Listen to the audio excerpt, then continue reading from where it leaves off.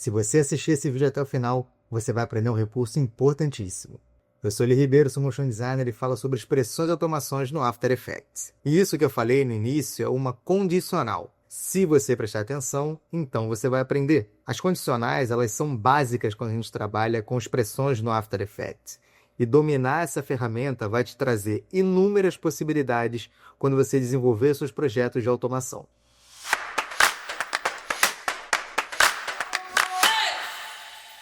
Para começar a entender sobre condicionais, quando a gente está trabalhando com expressões no After Effects, primeiro a gente tem que entender sobre os operadores. Você deve lembrar deles da época de colégio, porque eles são basicamente símbolos, sinais, que vão definir uma relação entre dois valores. E esses operadores têm alguns que são os mais comuns, os mais utilizados quando a gente trabalha com expressões, e que eles podem dizer que um valor vai ser menor do que o outro, que um valor pode ser menor ou igual ao outro, que um valor pode ser maior do que o outro, pode ser maior ou igual ao outro, que esses valores podem ser iguais ou que esses valores podem ser diferentes. Todos esses símbolos que eu mostrei aqui agora, como eu falei, são os operadores que são mais comuns, são os mais utilizados. E quando a gente define essas relações, eles vão nos trazer um resultado de que essa relação pode ser verdadeira ou falsa. E é com esse resultado que a gente vai definir as consequências da nossa condicional. Então, a gente vai definir, então, uma relação entre dois valores, isso vai trazer para a gente um resultado, e com esse resultado, a gente vai definir uma consequência. Basicamente, essa é a lógica por trás das expressões de condicionais do After Effects. Vamos entender aqui na prática como é a semântica disso e ver como isso funciona melhor. Eu tenho aqui uma camada de texto, onde eu já coloquei 2 sliders, e são eles que a gente vai definir ali a comparação, vai fazer a relação entre esses dois valores. E vamos fazer essa comparação usando o texto, né? Então, a gente vai vir aqui no Source Text, com Alt pressionado, clica no reloginho, vamos definir 2 variáveis aqui dentro, variável A, com a cobrinha, a gente arrasta, vai ser o primeiro slider, e a variável B vai ser o segundo slider. Qual é a semântica da condicional dentro do After Effects, né? Do código da condicional? É a seguinte, a gente começa com if, que em inglês significa se. Então, se alguma coisa acontecer, esse alguma coisa a gente escreve entre parênteses. Você vê que quando eu abro parênteses, o After automaticamente já me dá o parênteses fechado também, porque toda vez que você abre um parênteses ou uma chave, alguma coisa dentro do After, você precisa fechar ele em algum momento. Então, o After já te dá ali o fechado também para você lembrar de fechar, né? Caso você esqueça, o After já fechou ali para você. Então, aqui dentro, a gente vai colocar a nossa condicional, né? Vai fazer a nossa relação de valores, que vai definir a nossa condicional. O resultado disso vai vir logo em seguida entre chaves. Então, se alguma coisa acontecer e for verdadeira, alguma coisa acontece. Se não, esse se não a gente escreve como else. É o famoso if-else da programação. Você provavelmente pode ter ouvido isso aí em algum lugar, né? Então, se alguma coisa acontecer, tem um determinado resultado. Se não, tudo que for diferente daquilo ali, tem um segundo resultado. Essa é a semântica básica das condicionais, beleza? Existe uma forma mais específica, mais comum, que os programadores e quem trabalha com códigos escreve, que a gente separa isso aqui em algumas linhas para ficar mais fácil de ler, mais fácil de entender depois, que é a seguinte, ó, então a gente abre a primeira chave e pula uma linha e a gente escreve aqui o resultado. Depois que a gente fecha, tem o else, a gente faz a mesma coisa, ó. Pula uma linha e escreve aqui o segundo resultado, tá? Essa aqui é a formatação mais comum de se usar. Você pode escrever numa linha só, você pode organizar isso da maneira que for melhor para você entender dentro do seu projeto, mas essa é a maneira mais comum, mais utilizada, beleza? Então vamos começar a escrever aqui, ó. Se, vamos colocar aqui, se o valor de A for maior do que o valor de B, então a gente abriu aqui a chave, você percebe que se a gente selecionar aqui, ó, ele até mostra a relação entre elas, ó, essa chave aqui está fechando essa que foi aberta aqui, tá? Então, a gente aqui nessa segunda linha vai colocar o resultado dessa relação. Se A for maior do que B, a gente vai colocar que esse texto vai escrever campeão. Campeão. Beleza. Fechou a chave. Se não, se A não for menor do que B, a gente vai colocar que ele vai escrever você perdeu. Você perdeu. Vamos botar uma carinha triste. Ele até fecha ali, ó, mas como eu quero só o textinho, vou colocar você perdeu. Se a gente sair aqui da expressão, ó, já vai aparecer ali escrito você perdeu, porque os valores estão iguais. A gente definiu que só vai aparecer se for campeão se A for maior do que B. Então, se eu venho aqui e coloco A maior do que B, ó, ele já vai alterar para campeão. Se B for maior do que A, ele volta para você perdeu. A gente pode alterar aqui, ó, se A for maior ou igual a B.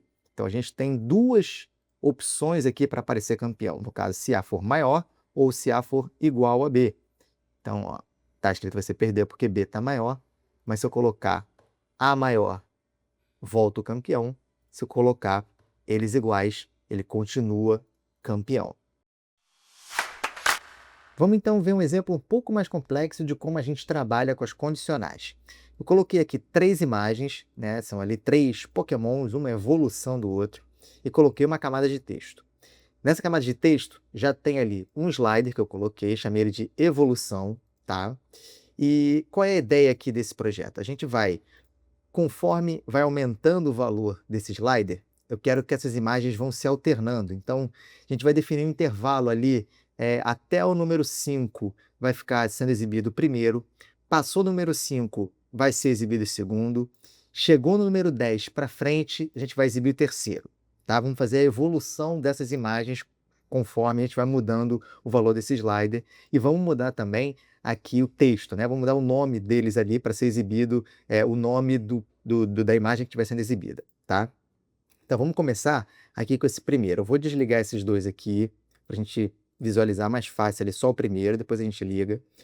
Eu vou selecionar aqui a camada de texto e vou trancar aqui os efeitos, né, dessa camada de texto para ele ficar sempre sendo exibido, mesmo se a gente clicar em outra camada, tá vendo? Então, ó, a gente vem aqui na primeira imagem, habilita a opacidade, Alt pressionado, clica no reloginho e vamos, ó, criar uma variável E igual, vou arrastar aqui para o slider, então a minha variável E vai ser aquele slider, e vamos começar a escrever aqui a nossa expressão condicional. If, abre parênteses, então se esse slider for menor ou igual a 5, então qualquer valor igual ou menor a 5, então ele pode ser de menos infinito até chegar no número 5, ele vai estar em 100%, essa imagem vai estar sendo exibida. Então eu posso abrir chaves, 100, beleza. Se não, qualquer valor acima disso, no caso, né, vai ser, abre chaves, vai ser 0, tá? Então, posso soltar, ó, ele está em 0, qualquer valor menor que isso, menor do que 5, né, no caso, ele vai continuar sendo exibido 100%, mas quando a gente chega lá no valor maior do que 5, até 5, ele é 100%. Passou de 5, ele já fica 0, qualquer valor acima disso, ele está como 0, beleza? Então, a gente já resolveu a primeira imagem. Vamos pular para a terceira imagem, porque ela é muito parecida com a primeira. A lógica, o que a gente vai escrever aqui na terceira vai ser muito parecida com essa primeira. Vamos deixar a segunda por último, porque ela tem algumas diferenças um pouquinho mais complexas que a gente vê com calma depois. Então, ó, vou desligar isso aqui por enquanto, vou ligar esse aqui. A gente pode vir de novo na opacidade, Alt pressionado, clico no reloginho e vou fazer, ó, mesma coisa, a variável é igual ao slider. Se lá a gente definiu que a primeira era exibida tudo que fosse menor ou igual a 5, aqui a gente pode definir, ó, que ele for tudo que for maior ou igual a 10, ou seja, quando ele chegar no valor 10 para frente, ele vai ser 100. Se não, ou seja, tudo menor do que 10, ele vai ser 0. Então, está em 0, ele está em 0%. Se eu chegar até o 10, ele passa a ser exibido e tudo maior que isso, ele continua em 100, beleza? Resolvemos o terceiro já. Vamos agora aqui para o segundo, porque ele tem algumas diferenças. Por quê? Esse aqui ele vai ter que ser exibido em um intervalo. Se esse aqui a gente definiu que ele é exibido sempre que for menor ou igual a 5, e esse aqui a gente definiu sempre que for maior ou igual a 10, esse aqui vai ter que estar entre esse intervalo, maior do que 5 e menor do que 10. Como é que a gente faz para somar essas duas condições? Precisa ser duas condições acontecendo ao mesmo tempo para que ele seja verdadeiro e execute o que a gente quer.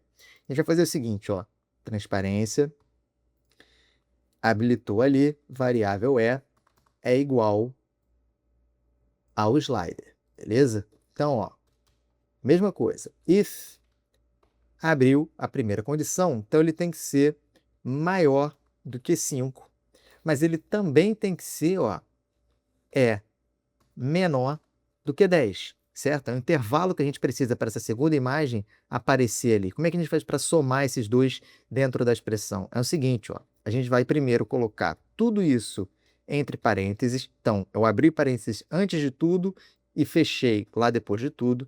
E aqui, entre os dois, a gente vai colocar, ó, esses dois ezinhos, tá vendo? Ó, esse acho que chama de comercial, né?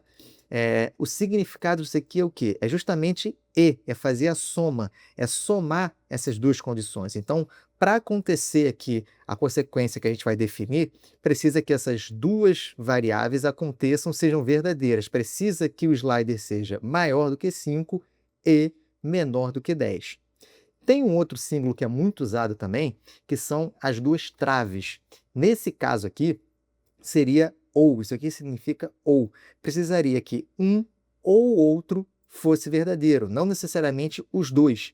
Precisaria que apenas um desses dois fosse verdadeiro para que isso aqui acontecesse. Como nesse caso a gente precisa obrigatoriamente que os dois sejam verdadeiros, a gente vai fazer uma soma. Então, a gente vai usar os dois ezinhos, tá? Então, ó, se for menor do que 5 e menor do que 10, a gente então abre chaves, o valor dele vai ser 100. Aqui segue tudo normal. Se não, se ele estiver fora desse intervalo, ele vai ser 0, tá? Então, ó, fechei. A gente pode agora aqui ligar os três e ver, ó, a evolução ali do slider. Até o 5 aparece o primeiro, maior do que 5, ainda menor do que 10, aparece o segundo. Quando chega em 10, aparece ali a terceira imagem. Então, a gente já conseguiu ali fazer a evolução das imagens de acordo com os valores, tá vendo? Ó, muito legal. Então, beleza. Resolvemos as imagens. Vamos trabalhar agora com texto para exibir o texto respectivo ali com a imagem que estiver sendo exibida. Qual a dificuldade aqui? A gente aqui definiu 3 expressões, 3 condições, uma para cada uma, separadamente. Agora, no texto, a gente vai ter que somar essas 3 condições na mesma expressão, no mesmo texto. O que a gente vai fazer? Ó? A gente vai vir aqui. Vamos deixar até isso aqui aberto para a gente usar de colinha ali, né? A gente vem aqui no texto, vai vir no Source Text, Alt pressionado, clica no reloginho, o início é igual, variável vai ser igual ao slider, certo? Então, ó, vamos começar. Se nosso primeiro cenário, se o slider for menor ou igual a 5, então se o slider for menor ou igual a 5, é o nosso primeiro cenário, eu abro chaves. Como aqui a gente está trabalhando com texto, eu quero que esse primeiro cenário ele escreva Squirtle, certo? Squirtle, beleza. Fechei chaves para o nosso primeiro cenário. Else, aqui, o que a gente vai fazer? Ao invés de a gente colocar tudo que for diferente disso, a gente vai criar mais um if, mais uma condição. Então, a gente vai abrir chaves e vai colocar, ó, if de novo. E vai fazer igual a gente fez aqui, ó. Abre parênteses de novo e vai colocar, ó, se for maior do que 5 e o for menor do que 10, que é o nosso segundo cenário aqui. Então, ó, abriu chaves, vai aparecer escrito a segunda palavra, que vai ser, ó, war, turtle. Tem que colar ali para ver como é que escreve o nome certinho, beleza? Então, ó, já fechou chaves ali para o segundo cenário.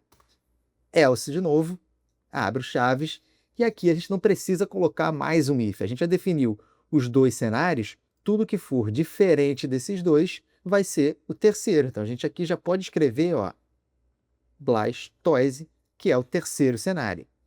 Como a gente viu lá atrás, ó, sempre que a gente abre uma chaves ou um parênteses, automaticamente o after já fecha para você. Então, ó, você vê que ele mesmo já te mostra lá, ó, tá vendo? Quando você clica do lado de um deles, acende o respectivo que abre ou que fecha, tá vendo? Então é importante você sempre verificar quando a gente está com uma expressão condicional assim muito complexa, com if dentro de if, você verificar se todos as chaves, todos os parênteses que você abriu estão fechados direitinho e muitas vezes até se não tem chave sobrando, né? Às vezes acontece isso, às vezes a gente fecha alguma coisa que não tem nada aberto, então ele fica até, ó, vermelhinho, a gente apaga, pode fechar.